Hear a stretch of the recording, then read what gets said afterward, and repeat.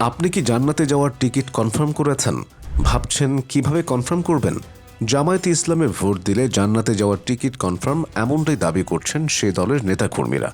সরাসরি জান্নাতের গ্যারান্টি দেওয়া বা কোনো রাজনৈতিক প্রতীককে জান্নাতের চাবিকাঠি বানানো ইসলামের মূল আকিদার সাথে সাংঘর্ষিক। তবুও এই ধরনের কাজগুলোই করে যাচ্ছে জামায়াতে ইসলাম। এমনই আরেকটি কাজ করেছেন জামায়াতপন্থী ব্যারিস্টার শাহরিয়ার কবির। তিনি নির্বাচনী প্রচারণার সময় হকারকে টাকা দিয়েছেন, আর সেই ভিডিও এখন নেট দুনিয়ায় ভাইরাল।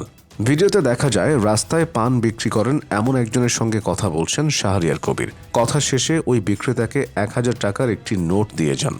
ভিডিওতে আরও দেখা যায় বয়স্ক ওই ব্যক্তির কাছে শাহরিয়ার কবির জানতে চান ব্যবসা কেমন হচ্ছে। বয়স্ক ব্যক্তি উত্তর দেন মোটামুটি।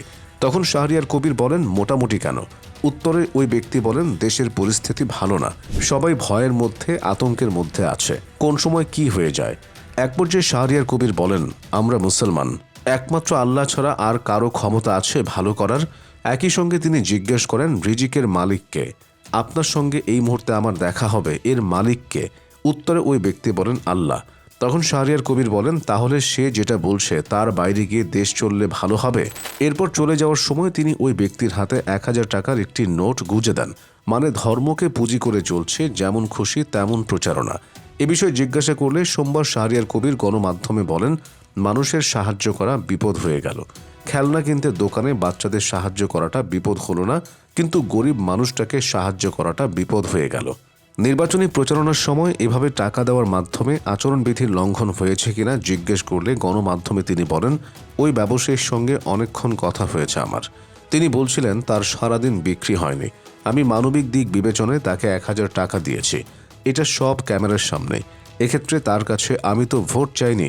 এই ব্যক্তির আগে পরে আমি ছোট ছোট বাচ্চাদেরও খেলার সামগ্রী কিনতে টাকা দিয়েছি। এগুলো সব অনেকগুলো ক্যামেরার সামনে দিয়েছি। তিনি আরও বলেন আমি বাচ্চাদেরও টাকা দিয়েছিলাম এবং বলেছিলাম যে তোমরা আবার ভেবো না যে নির্বাচনের জন্য এটা দিচ্ছি আর হকারকে টাকা দেওয়া একই জায়গার ঘটনা। গরিব মানুষেরটা ইস্যু হয়ে গেল আর বাচ্চাদেরটা ইস্যু হলো না। শুধু এটাই এমন প্রকাশ্যে টাকা দেওয়ার ঘটনা নয়, পুরো দেশ জুড়েই টাকার বিনিময়ে চলছে ভোট কেনার শেষ প্রস্তুতির কাজ। গণপ্রতিনিধিত্ব আদেশ 1972-এর 75 নম্বর অনুচ্ছেদে ঘুষ গ্রহণ ও প্রদানের অপরাধ সম্পর্কে বলা আছে, যদি কোনো ব্যক্তি কোনো ভোটারকে নির্বাচনে ভোট দিতে উৎসাহিত করার জন্য অথবা ভোট দেওয়া থেকে বিরত রাখার জন্য সরাসরি বা পরোক্ষভাবে টাকা দেন, প্রস্তাব দেন অথবা প্রতিশ্রুতি দেন, তবে তিনি অপরাধী হিসেবে গণ্য হবেন। এটিকে শাস্তিযোগ্য অপরাধ হিসেবে নিরূপণ করা হয়েছে।